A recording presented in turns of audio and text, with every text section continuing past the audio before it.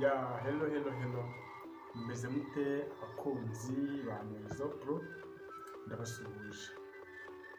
Mwibutsa wowe muntu utakoze subscribe hano kuri channel yanjye ko wakora subscribe kuko ndabizi neza ko tuzatubagezaho ibintu byinshi cyane, mbese tuzabigisha ibintu bitandukanye kandi byiza cyane bizagufasha. So kanda aho hasi hari akajambo k'umutuku kandi subscribe cyangwa se abone bitewe n'igihugu uherereyemo, ukande kuri kariya kantu ko ku ruhande kameze nk'inzogera, kariya gatuma ubasha kubona notification tukabasha kugendana neza ubona update uko ngiye nakora. So rero ubu ngubu kano kanya tugiye kurebera hamwe uko wakeditinga video ukoresheje application zo muri telefone. Tugiye guhera kuri KineMaster. KineMaster ni application wasanga kuri Play Store cyangwa n'ahandi hose haba application. Ngira ngo urayibona uko twayifunguye uko yaje imeze.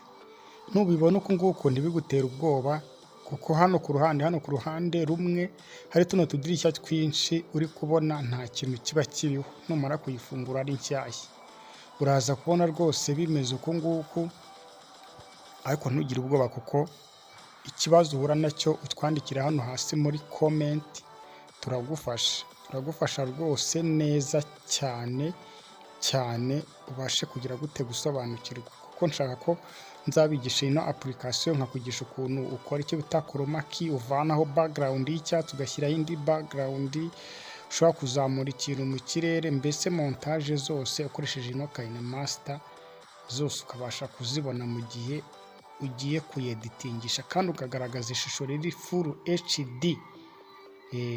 Dukanze hari ahantu hano hari akamenyetso ko guteranya, hano hagati hameze nk'harimo video ngira ngo urimo nahabona. Iyo tuhakanze tukahakanda ni urumva iyo ugiye gutangira start uhera nyine kuri kano kantu ko hagati, niko uheraho ugiye gufungura. So ahangaha kano gakiriyo kacu nuko kari kwanga ngo tubyerekane, ariko reka ndashyireho agafureshi hariya kugira ngo umenye aho ariho, kuko hari igihe umuntu ashobora kuba ari kumva voice wenda atumva n'ikinyarwanda, ariko hariya nerekanye kari agafureshi niho ukanda. Iyo uhakanze noneho bagiye kutwereka icyo bita aspect ratio of the project. Rero video ugiye gukora it depends, biterwa n'aho ariho n'ahantu iyo video ugiye kuyikorera. Niyo mpamvu hano baduha aspect ratio bitewe n'ahantu ushaka kuyikorera. None video zo kuri YouTube ni 16:9. Rwose iyo ukoze video idafite 16:9, iyo video ntabwo iba yaragenewe kuri YouTube. Niba video yawe ugiye gukora ari abantu bakoresha YouTube, it is better to use 16:9. Abantu bakoresha yenda nka za Instagram ushobora gukoresha ino y'9 kuri 16. Rwose iyi ngiyi wayikoresha nta kibazo. None kuri TikTok n'ibindi bakaba bakoresha ratio ya 1:1, ariko YouTube it is better to use 16:9 ari nayo tugiye gukoresha. Iyi 16:9 niyo tugiye gukoresha. Ubwo uhita ukandaho ugategereza igafunguka. Gufunguka ihita yihuta, nta masegonda bitwara, ihita ifunguka ako kanya. So nkwibutsa kugira ngo ukande subscribe kugira ngo ibintu bikomeze kugenda biba bikomeze kugenda neza cyane. So tumaze kuyifungura, iyo umaze kuyifungura iza iri empty. Ino screen y'umukara niyo igaragazamo aho ugiye gukorera projet yawe iba iri muri screen y'umukara. Hano munsi ya screen y'umukara bayita timeline. So iyo dukanze hariya hejuru kuri video tubona ahantu dufite amavideo muri media yacu muri telefone. Ngo nawe ubuzi amashusho yawe ugiye gukora aho wayashyize kugira ngo uyashyire hano muri KineMaster uyimportingemo. Nkibutsa ko kuimportinga ari nk'ako kanya. Reka tujye hano muri kamera turemo video imwe twakameye tuyimportinge hano muri KineMaster. Reka dushyireho buno bwana bumeze nk'uburi gukina film no hano.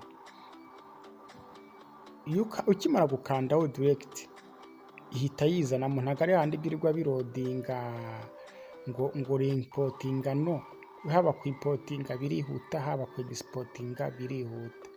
Rero hano kugira ngo usubize inyuma nyine, iyo ukanze ujya hano left ukagenda ugakura washyizeho agatoki, uba uri gusubiza inyuma ujya ku itangiriro aho video yawe yatangiriye, nyine ugenda usubiza inyuma. Kupureyinga ukanda kuri kano kantu ka media, n'ubundi ndabizi neza ko iyo uri gukina video kano kaboro ka media ni kukandaho. Ino video nta sound ifite, twayifashe nta majwi ifite, niyo mpamvu nta kintu n'igina gito uri kumva, ariko ngira ngo urabona ko ari ibintu birimo biragenda neza fresh. So noneho iyo twiyiziye hano rero hari utuntu tugiye tugaragara, hari akantu k'umukasi, hari speed ni ukwihutisha video.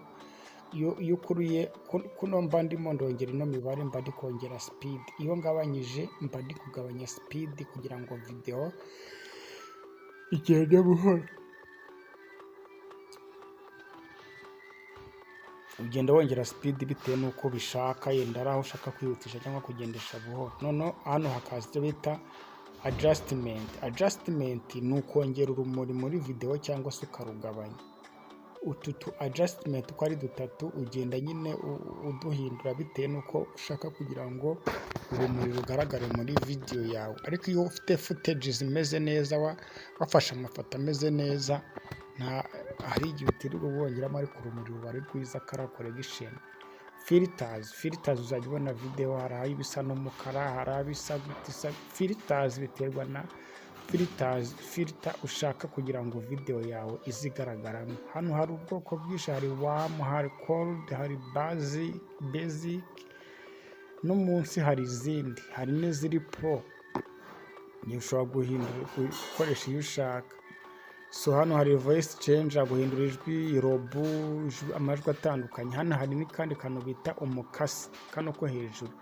Kano kantu k'umukasi rero gafasha gukatinga video, agace kamwe ko kuri left, aka right gukatingamo hagati. Iyo ukanzeho uhita ukata nyine ako ushaka gukatingaho, n'uwo mwanya ni direct bihita byikatinga.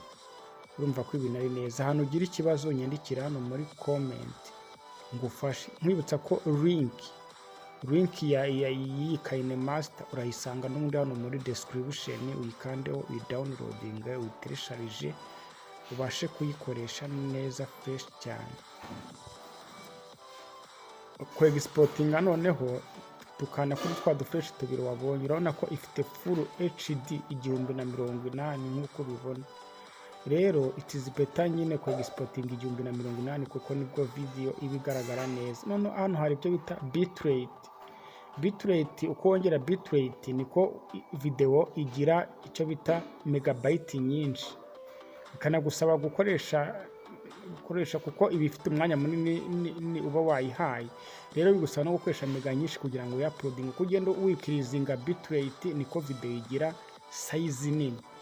It is better kuba wageza nk'ahari hano kuri bitrate, ntugire kinini cyane kandi ntugire gatoya, byibuze ukageza mu rugero, byibuze nk'ama megapixel make cyane nka 5, 6, hagati ya 5 na 6 biba ari byiza.